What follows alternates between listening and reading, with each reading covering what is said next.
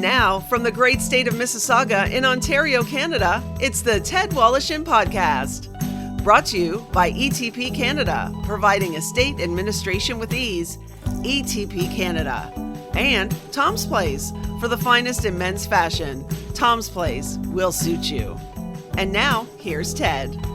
Thank you so much. Welcome to another edition of the Ted Wolohsyn Podcast. This week, joining me, a man who spent many years of his terrific career producing probably one of the most successful morning shows in the history of Canadian radio, that being the CHUM-FM morning show. He is also the co-creator and the co-host, or the creator and co-host of a terrifically fascinating podcast titled Famous Lost Words, which he does on a weekly basis with the composer and broadcaster Christopher Ward. Tom Jokic, how are you, sir? Hi, Ted. What an honor it is to talk to you. You know, for many years, you were our direct competition on the CHUM-FM morning show.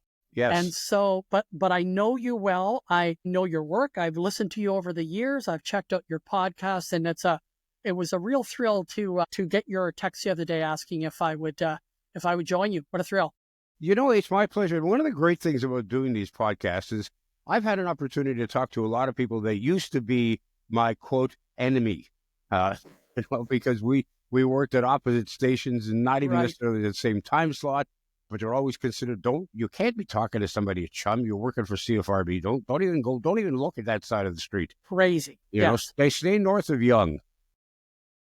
No, north of St. Clair. It's bizarre.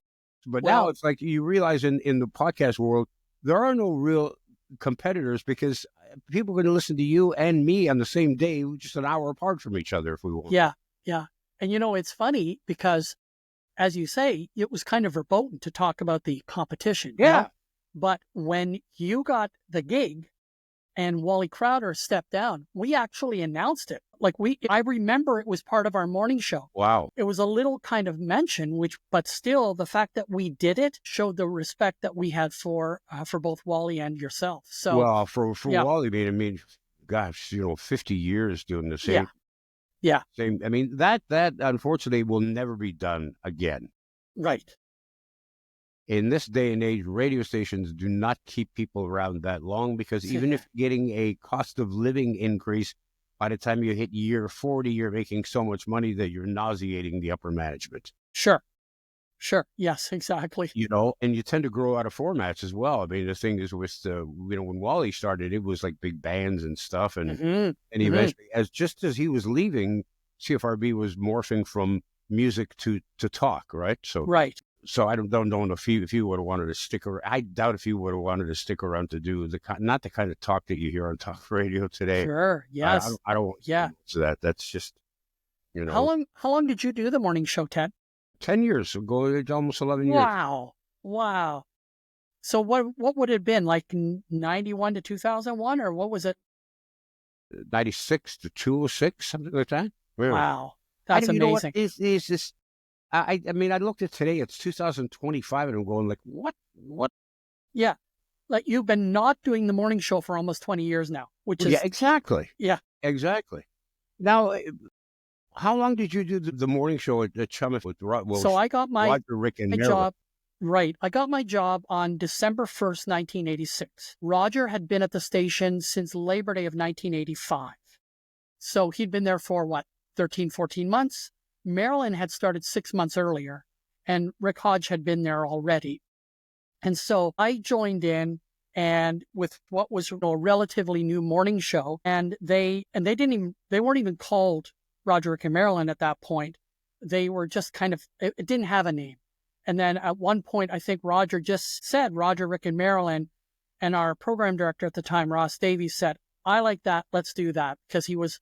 All of a sudden, branding became a thing in the 80s. So we did that, and I was with them. I was with them until Rick Hodge left in 2008. Roger Ashby left in 2018, and we were Roger, Darren, and Marilyn for about 7 or 8 years, from 2008 to 2015, and then Jamar McNeil joined us for a bit. There was a bit of overlap between Roger and Jamar. Roger leaves at the end of December. Or the beginning of December of 2018, and I get a horrible health diagnosis in 2019 in May. So I'm on the air one day, and then the next day, like, I don't know that May 23rd, 2019 is going to be my last day because, they're telling me stage 4 pancreatic cancer, and it was pancreatic cancer. It was stage 4, but it was a different kind of cancer. And so I'm lucky to be here, and I'm lucky that the diagnosis wasn't as bad as they said it was. But I now spend my whole time looking after myself, getting better, and I'm succeeding. And also doing this podcast that you're talking about, which utilizes the old CHUM interview archives. So it's a full circle for me. So let me just go back. You were diagnosed with pancreatic cancer? Yes. Well, what it is there were tumors kind of all over my body that they hadn't noticed, despite some tests that had been done. And I'd been having issues for more than, I think, probably close to 10 years at that point.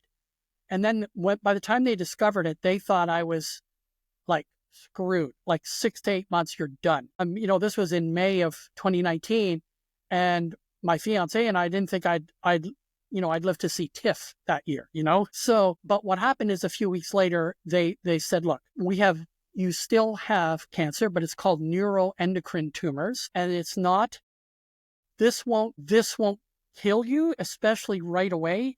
But this is the difference between months and years. And so I still got it, still fighting it, but I'm doing really well. And my most recent chemo-style treatment, which is pills, only pills, seem to be working. So, life is good.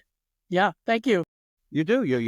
I would never suspect that you had a cold, to be honest with you. Well, as a matter of fact, I'm just getting over pneumonia for about the 6th time in the last 5 years. So I have a lot of health issues, but you know what, Ted, I'm happy to be on this side of it. Yeah. And happy to be just kind of engaging with the world. And you certainly learn a lot about life when you're faced with death. Oh, okay. Yeah, that's another story. So in April of 2020, right when the COVID was hitting, I got pneumonia. I knew it was pneumonia because I'd recently had pneumonia. And I went in and they said, we have to put you in a COVID ward. I said, I swear to God, I do not have COVID. Don't put me in a COVID ward. Because if I get COVID with my situation right now, that could be it. Anyway, they put me in, and I was beside myself. I was angry. I was upset. And I got to tell you, Ted, I've never felt more safe than I did in that COVID ward. Yeah. In the Oshawa Hospital, Oshawa General. And even though I didn't want to be there, it was fine. They looked after me really well. And boy, were they protected. Like they would change in a lock in between the hallway and my room. They would completely change. They looked after me, and it was 48 hours. And I after 6 hours of being freaking angry, I relaxed and had as good of a time as I could have eating hospital food. Yeah, I did get COVID back just before the vaccinations were available, and I spent 10 days in a COVID ward. Oh, man. So you're in a room by yourself, right? There's 2 beds in the room, but only 1 patient because they don't want anybody around you. And everybody who comes into the room is masked and gowned and boots and the whole kit and caboodle, right? Yeah. And literally, they don't let you out of the room, can't go anywhere. Nobody can come see you. Literally the next day, the doctor came in the next morning, looked at me and said, "What are you doing here? You are clearly not sick." And I said, "I've been telling you." But it was fine. It was fine. Now, I got COVID just a few months ago. I actually ended up getting COVID I was in Cleveland, touring the Rock and Roll Hall of Fame, walking around for the very first time in my life. And I'm going, I'm not feeling good. So we drove home. Thankfully, it's not a long drive from Cleveland to Bowmanville, where I am now. And I tested a couple of days later, and I go, shoot, I have COVID. So it put me down for a little while. And with my respiratory problems, I was worried, but I made it. Good. How did the idea come about for Famous Lost Words, and how did Christopher Ward and you get together on this? So what happened is, over the years, as I discovered the vast archive that was the CHUM, and particularly the CHUM-FM interview archives, they copied a lot of them to CD. And so what I would do is, on my long drive home, as you know, when you do a morning show, the drive into work is fast. The drive home is not so fast. And so I would pop in these CDs, and it would be A Flock of Seagulls from 1981, as they talk about the album that had the song "I Ran So Far Away" on it. Or there's John Donaby, who you know, in conversation with John Lennon in 1974. So I'm popping these CDs and going, like, is there any way of using this stuff? And I actually created a few radio specials for CHUM-FM that utilize some of this archival material. But I thought, no, there's got to be something else. And then with the advent of podcasts coming up in 2017, I asked my then boss, my then general manager, Rob Farina, who I'm sure you know, I said to him, Rob, I've got an idea for a podcast. You know, all of the archival interviews that we have in the old CHUM-FM library with all those artists? And he said, you don't even have to say any more, Tom, just do it. I didn't have to finish the sentence. Well, so and that's the question that popped into my mind originally was, who owns whose intellectual property is this? Does this CHUM own this, or Bell Media, I guess now? Do they own these interviews? Does the person who did the interviews own the interviews? Do you have to sign off somewhere? Does somebody get royalties? How does that all work? Well, I was given the okay to use the stuff. I presume that Bell Media still owns it. And so the show is released as an iHeartRadio kind of production, even though nobody except me and Christopher have anything to do with the show, right? Including loading the show. So by the good grace of the folks at Bell Media, I'm able to use the interviews. And obviously, you know, when I know who the DJ is who's doing the interview, like, you know, John Donaby or Rick Ringer from the 80s and 90s, or Roger Ashby or Marilyn Dennis, who has a whole herd of the interviews in our archives. Like she did the interviews. You know, I make sure I credit those people as well.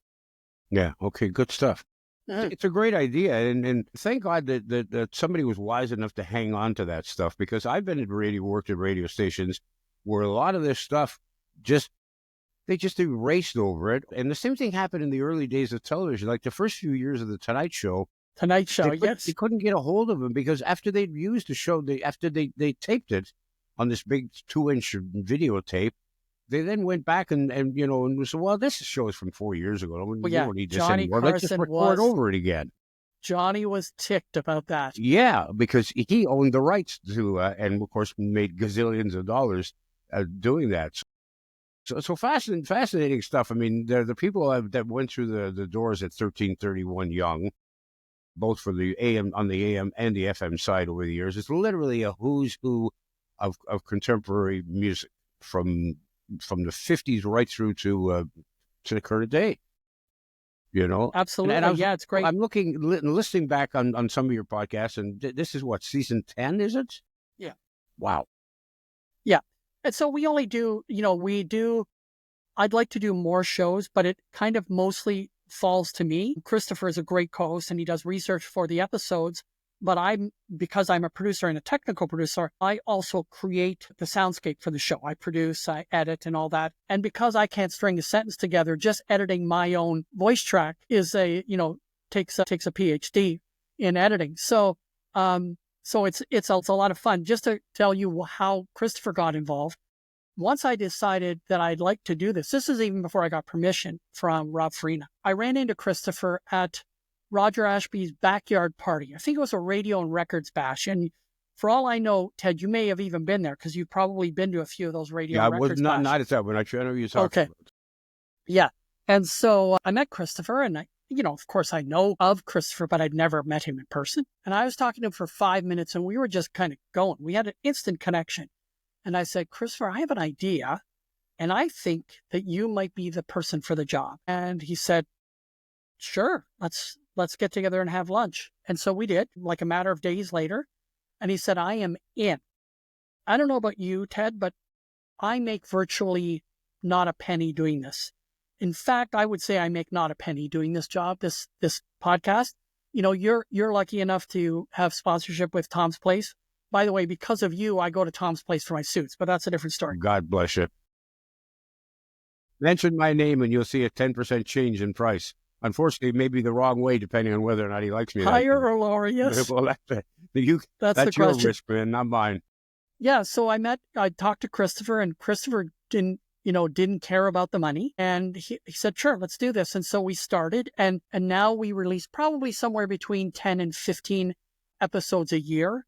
And then the rest of the year, I just kind of keep going into the archives and listening. I go, oh, we haven't run that Robert Plant interview from 85. Or, what about that Taylor Swift from 2010? We've run a couple of hers, but we haven't run that one. So we'll run that kind of thing. So some of these interviews, you were actually there for them while they were happening, and other ones you weren't, because obviously you're not producing a Rick Ringer show and Donaby show and the morning show right. all in the same day, right? You can't be there for all of them. Of all the people, you know what? I interviewed, I've interviewed a number of people over the years who have interviewed, various celebrities, et cetera. And one of the things people say, boy, you're really lucky you get to meet these fascinating people. I said, yeah, you're right. I am really lucky. And those of us who do this, we are very fortunate to meet some of the most extraordinary people that have walked the earth. For sure. The downside is meeting somebody that you're a real big fan of, and that person turns out to be a complete jerk. And you think, oh, my God. Yeah. I can't cheer for that hockey team anymore. I can't listen to that person's music anymore because I met them and I hated them. They treated me like garbage. Yes. Yeah. Well, not that I want you to slam anybody, but is there anybody that disappointed you that you thought, oh, my God, that's so heartbreaking? It's not a huge deal. Like, there's a few people where it was over and you went, that was kind of unsatisfying. And one of them was Chris Isaak. Remember the song Wicked Game? Yeah. Great song and a very good artist, but he was in a bit of a bad mood, and I thought it had something to do with my questions or whatever. And I found out later that he was pretty, if I can use the word pissy, is that all right? Can I say that? You just did. Okay, kind of that way throughout the interview, and he was just a little bit cranky and all that stuff. So not a big deal. But I got to tell you, there are moments when I've had like sensational connections. And, Ted, one of the things that you just mentioned is meeting all these people. That is not rare in our business. What is rare is when you feel like you've made a connection with that artist. That's rare, and that's very valuable to you in the sense of at least you've made a connection with someone that you like or respect or whatever. And a couple of those people were Alanis Morissette. I interviewed about 25 years ago, and this was about 5 years after her big breakout success. And she was great, and she had such a good time during the interview that I had her laughing kind of sincerely, not just kind of going along with my conversation, but I was asking her some kind of personal questions, and she was getting kind of a kick out of them, and I was doing it in a good-natured way and all that. And then afterwards, she just said, like, that was really good. And it seemed, you never know if they mean it, but it seemed to me that she meant it. And I flew down to LA to interview Don Henley for his album around the same time, from the Eagles, but he was promoting an album called Inside Job, which wasn't one of his bigger solo albums, but I flew down there to help him talk about it. And I only had 40 minutes. I had 40 minutes. And I'm thinking, Jesus, 40 minutes, that's a lot. That's a long time. Normally you get 10 or 12 minutes, right? And then I go, like, what am I going to ask? So I write a bunch of questions. And I am 25 minutes into it, and he's answered 3 questions because he goes. And I'm going, I'm screwed. I'm not going to able to ask my questions if he gives such long answers. And we're at the 45-minute mark of a 40-minute interview, and the record company's coming in going, Don, we got to cut it. And he goes, nope, I got to spend a few more minutes with my friend Tom here. And I'm going, oh, right. So, and Henley can be a crusty guy, but he wasn't with me. That's all I've heard. But he was great.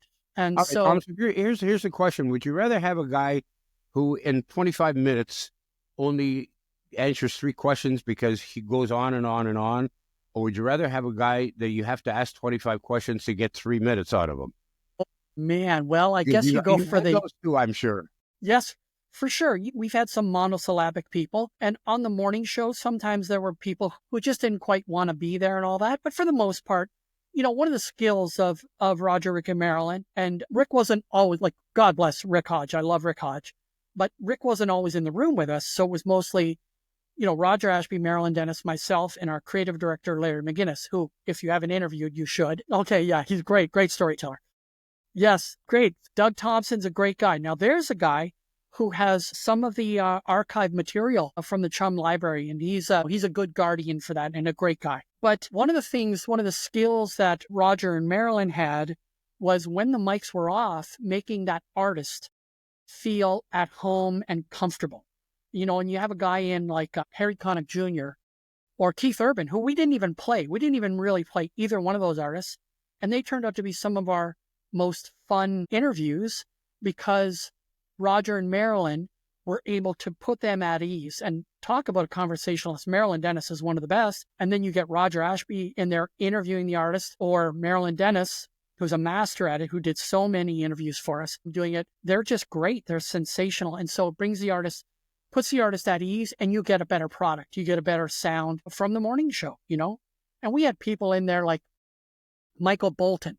I wasn't a fan of Michael Bolton, right? I kind of went, okay, we're having Michael Bolton. He was great. He was so nice. He was so much fun. He was up for anything, including poking a little bit of fun at himself. And so, you can't argue with that, and you can't hold it against a guy like that. No. He was phenomenal.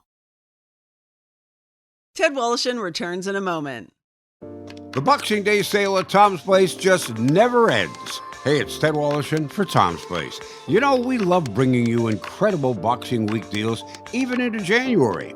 We're here for you every day, and more importantly, on sale each and every day. Call us at 416-596-0297 or check online at toms-place.com for all the deals about our specials and hours. We're fully stocked, and the deals are simply amazing, with prices even lower on shirts, sweaters, pants, coats, sports jackets, suits, and more.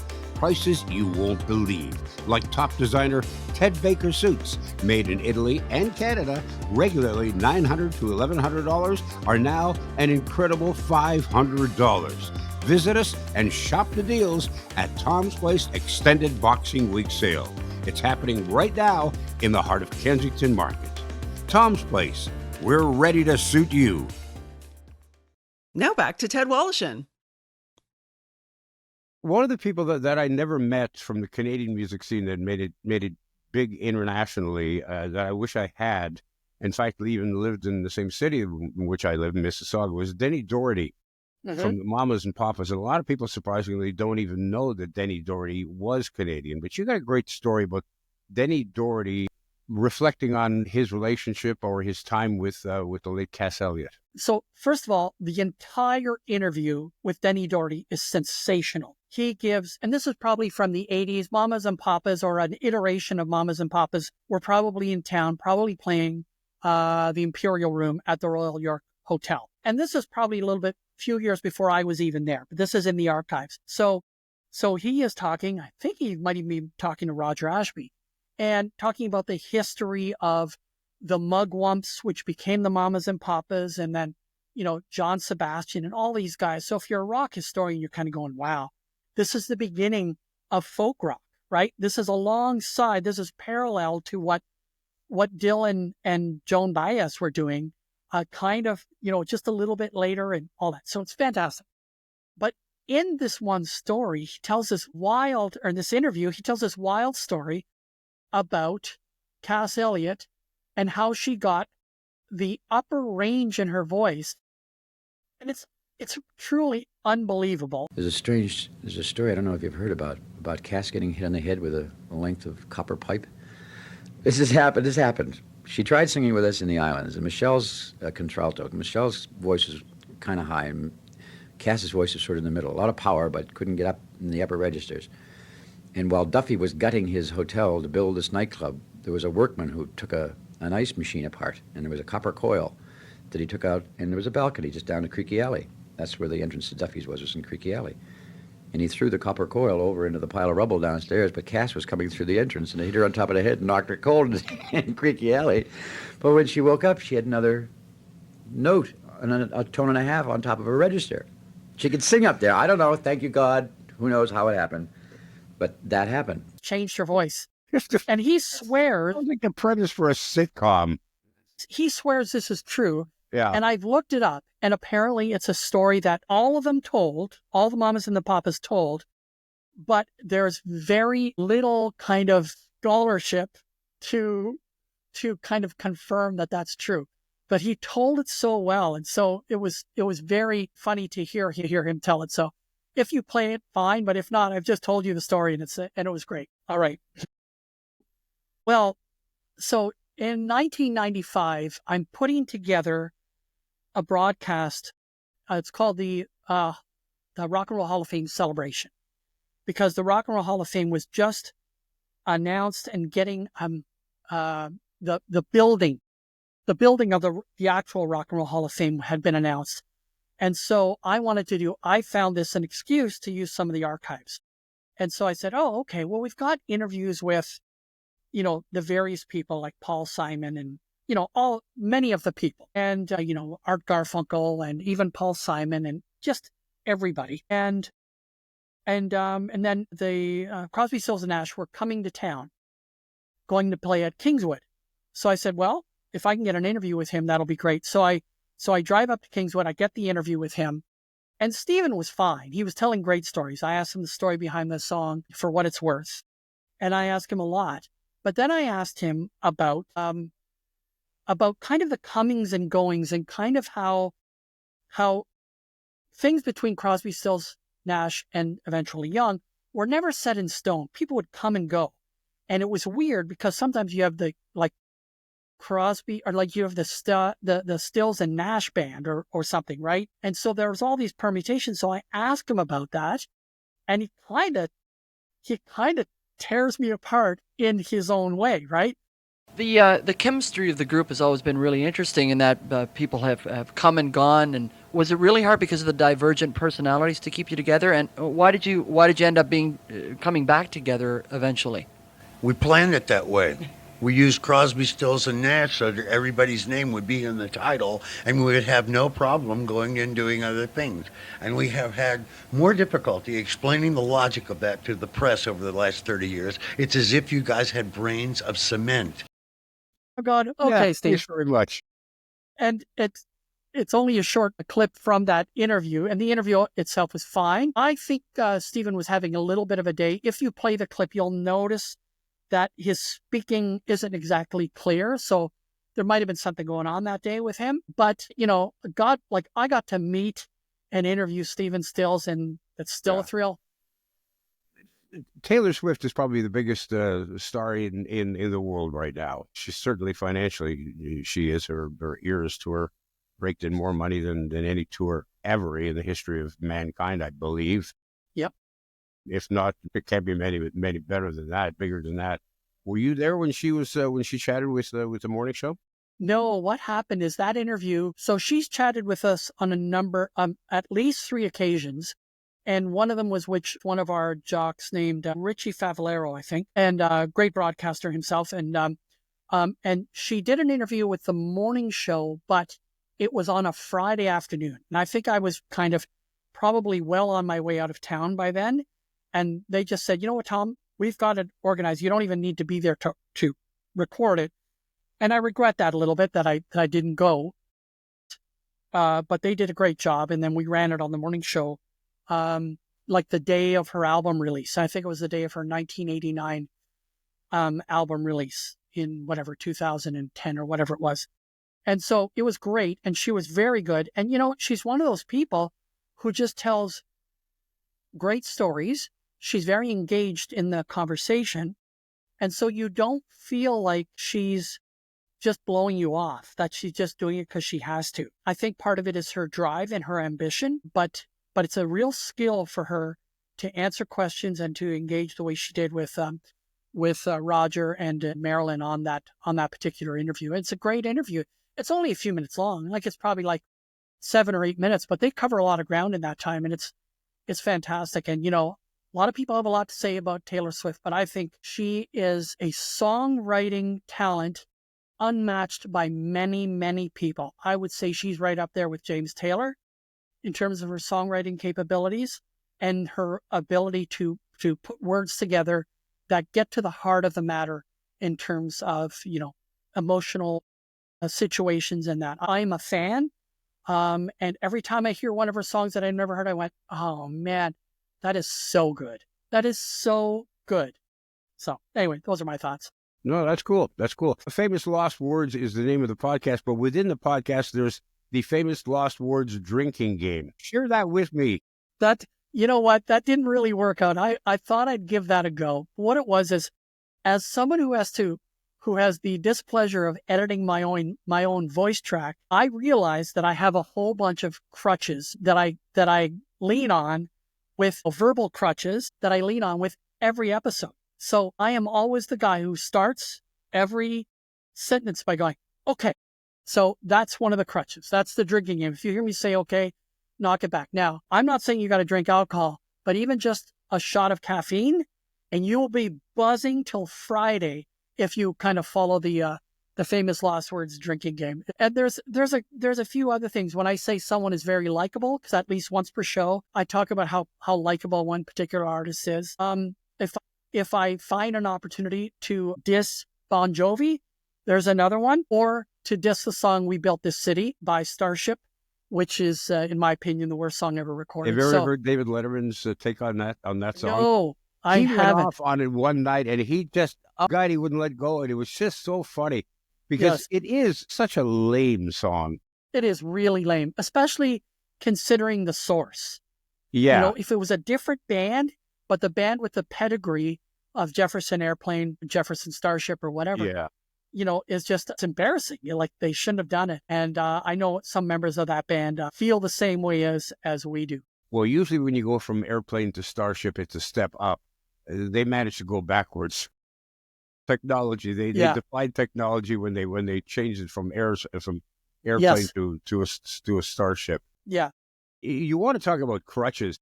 I don't know if you ever noticed, if you're a sports fan or not, but when athletes are interviewed, how many of them begin the answer by saying, "What I mean is," well, why?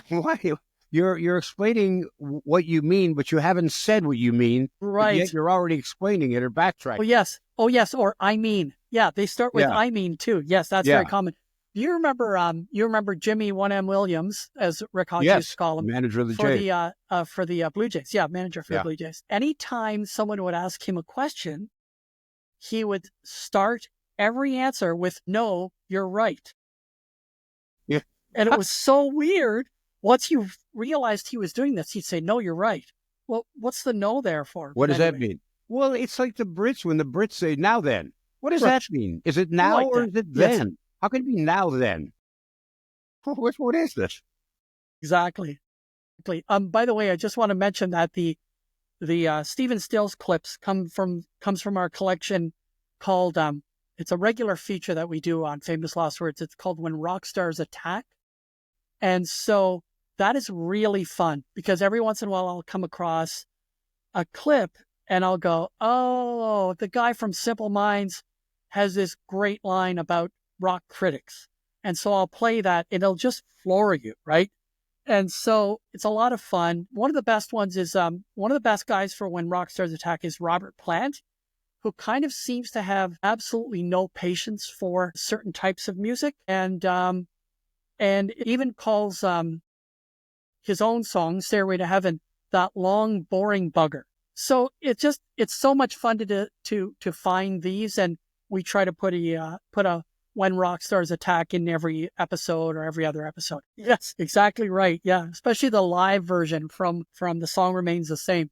Have you ever talked to Roger Ashby about him going to London to sit with Led Zeppelin in a theater, with like a 2,000 seat theater, to watch "The Song Remains the Same"? And the only people in the audience were him, the four guys from Led Zeppelin, Peter Grant, the Led Zeppelin's manager, and one record company guy. So there's seven people in the theater, and he's watching the movie alone with Led Zeppelin, and he is hungover from the night before, and he starts to fall asleep with Jimmy Page to one side and Robert Plant to the other. Wow. No, I'd never heard that story before. Roger's told that story on our show, and he told it on the morning show as well. And it's the same time that he met Fleetwood Mac. That night, he went to a Fleetwood Mac show in London, and I said, "Gee, Roger, do you have any like interviews from that?" And he said, "No, we didn't do any interviews." Anyway, I recently found a 1976 interview with Roger Ashby and John McVie. I said, Roger, you did do an interview. You interviewed John McVie, and it's in England. So it must have been then. So I had to jog his memory that he had done that. Oh, it's a terrific concept for a podcast, and Yes. it's a lot of fun to listen to. And boy, Thank you. going back, and I was listening earlier today. I was listening to the Elvis tribute they did because That was so much fun to do, would have Ted. been 90 this year, and how Yes. he talked about getting his first car and how how he always driven trucks and always dreamed about having a car, and then the car eventually blew up or started Burned. fire or something. I don't know why. Yeah. Yeah. That was a real thrill because we didn't have any actual Elvis, exclusive Elvis interviews. So what I did is I found a couple of that were these clips were in our archives, but they don't belong to us. They were like press conferences, right? Or fan club recordings that were made publicly available. So I ran those two, and they're fantastic. The Elvis stuff with Elvis himself is great. But we did interview Lisa Marie Presley in 2006 and Priscilla Presley in 2005 on the morning show.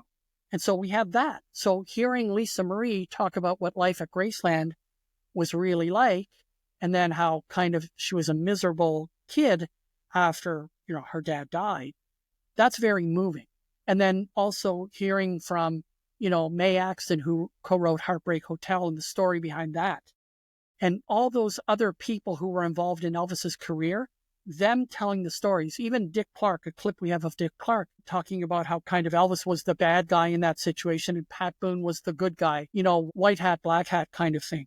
And so I was so happy with the way it turned out. I thought the segment on Elvis would be 10 or 20 minutes, and it was the full show. And of course, I'm not sure that we've mentioned this yet, but Famous Lost Words also airs as a radio show across half a dozen or maybe a few more Bell Media stations and the radio station out of Loyalist College in Belleville, which is my alma mater. They run the show as well. Say. Yeah, as a radio show. Excellent. And of course, the Famous Lost Words is available on iHeart and pretty much anywhere where you find your podcast, you can find this. And I highly recommend that you do so. Thank you. For historical purposes and for entertainment purposes, all combined, it's a great package. And I look forward to having you come back with Christopher Ward, with your co-host, and we can all. Well, sure. Listen, if you talk to me with Christopher, that's fine. But just talking to Christopher alone is great because he is so good, and his story about the creation of the song Black Velvet which was recorded on a pilgrimage to Graceland. And so, he recorded that with his friend and musical partner, Alana Miles, and they're still in touch to this day. He's a great storyteller. So I hope that you get to talk to Christopher. And if I'm involved in that, that would be great, Ted. I would look forward to it, but I expect nothing.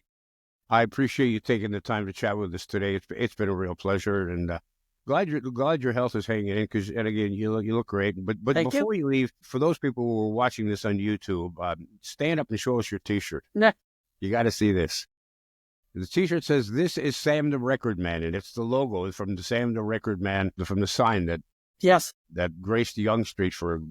I love this shirt. I found it on Facebook. Some company is selling it, and I just went, I'm going to take a risk and buy something off of Facebook, and I love it. And it's just, it looks good, and I'm always proud to wear it, and I only wear it on special occasions. That's how much of a music geek I am. Well, that's good stuff. I appreciate you wearing it today. All right. I appreciate you spending the time with us. That is going to do it for us. Once again, check out our website, www.tedwollosyn.ca, for our past episodes. And also, while you're there, go on YouTube and subscribe to our YouTube channel. It's absolutely free, and nothing's free in life, but this is free for sure. And while you're online, fill out your organ and tissue donation card. You could change or you good save idea. a life. By the way, Ted, this sign right there, that one, that's one of the original on-air signs from one of the CHUM, the 1050 CHUM or CHUM-FM studios. There was a bunch in all of the recording studios. And when they started moving us, those signs were being taken down, and I was lucky enough to get one. You know what? It's a place that I always wanted to work, was 1331 Yonge, but I got close. I was around the corner. Yeah, for sure. We appreciated listening to it all those years. And again, listen, thanks very much for your time, Tom, and all the best, my friend. All right. Thanks. Thanks, Ted. The Ted Wolohsyn podcast has been brought to you by Tom's Place. For the finest in men's clothing at unbeatable prices, it's Tom's Place at 190 Baldwin in the heart of Kensington Market. Tom's Place will suit you. And ETP Canada, providing estate administration with ease. Technical production by Paul Gatt. Music by Bike Thieves. For more on this podcast and our sponsors, and to talk to Ted, go to www.tedwolohsyn.ca.